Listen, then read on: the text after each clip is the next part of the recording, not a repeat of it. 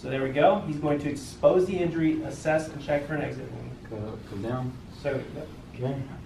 he sees a wound right here in my inguinal area. He's checking for an exit wound. I see no exit wounds.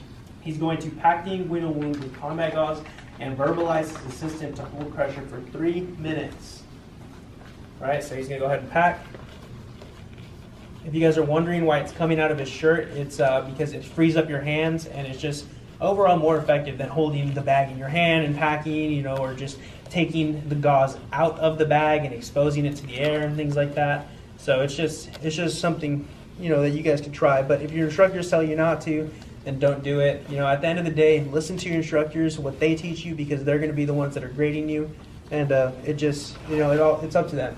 All right, so now that he's done that, he's going to hold pressure for 3 minutes, and then the evaluator is going to say bleeding has been controlled. And so now that bleeding is controlled, he's going to ensure that the gauze extends 1 to 2 inches above the skin.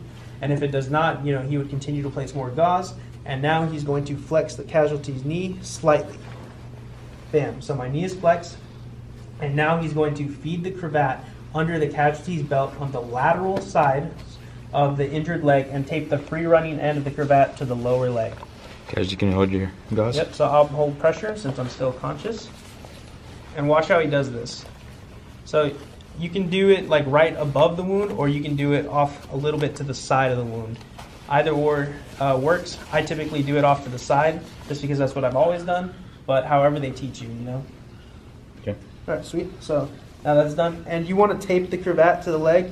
We're just not going to do it just because, you know, we're just doing it fast to show you guys, but you tape it just so it doesn't fall off or get in the way or anything like that. So now that he's done that, he's going to ensure the casualty's belt is tight. Tight, yep. Right, and then now he's going to place the elastic bandage over the dressing, leaving a tail. If you guys have watched our previous videos, you guys should know what a tail is at this point. Right, so now that he's done that, he's going to wrap the wound circumferentially, ensuring all packing material is covered and that the elastic bandage over the top of the free running end of the cravat. So he's going to begin, right?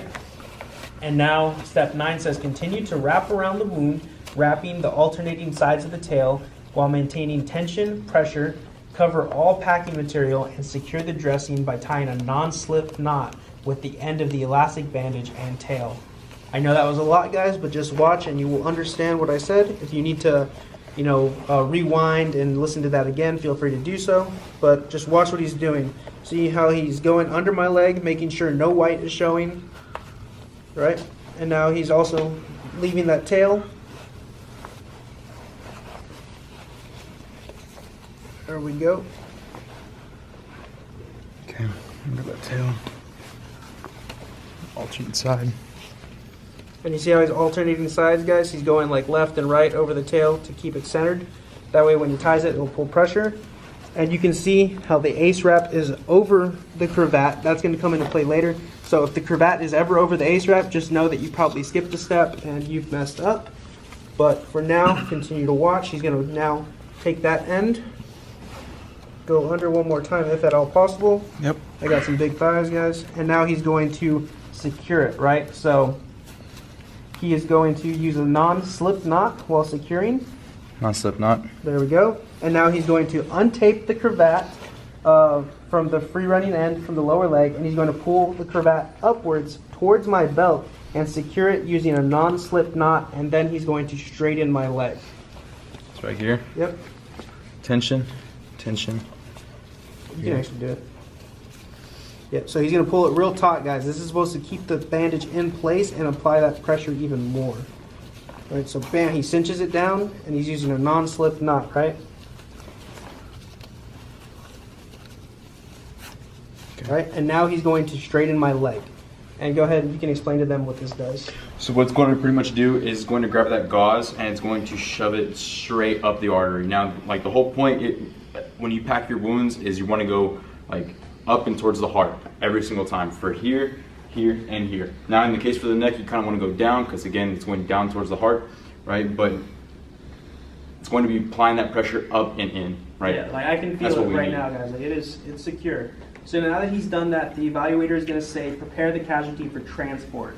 And so the first step after he says that is secure the tails and knots of the elastic bandage and cravat with 3-inch tape, wrapping a minimum of 1.5 times. So now he's going to secure with tape to make sure that this stuff doesn't get in the way, things like that. Doesn't get caught on, let's say, the helicopter or the medical evacuation vehicle, whether it be a tank or a minor FLA or maybe the helicopter as well. Here.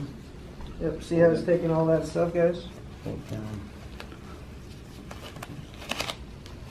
And now I won't get stuck on anything. And tape is a real bitch with gloves on, guys. Oh, I'll yeah. tell you that right now. So you want to... I highly recommend having pre-cut strips of tape already prepared. Right, so now that he's secured it, he's going to swap my legs together 2 to 3 inches above the knee. All right, find his knees, both right here. Yep. Go ahead, come around. And what this guys does is adds additional pressure to the pressure dressing that he's already applied. Yep, sweet. And then the last step is continue to assess the wound for further bleeding. See, assess the wound for further bleeding.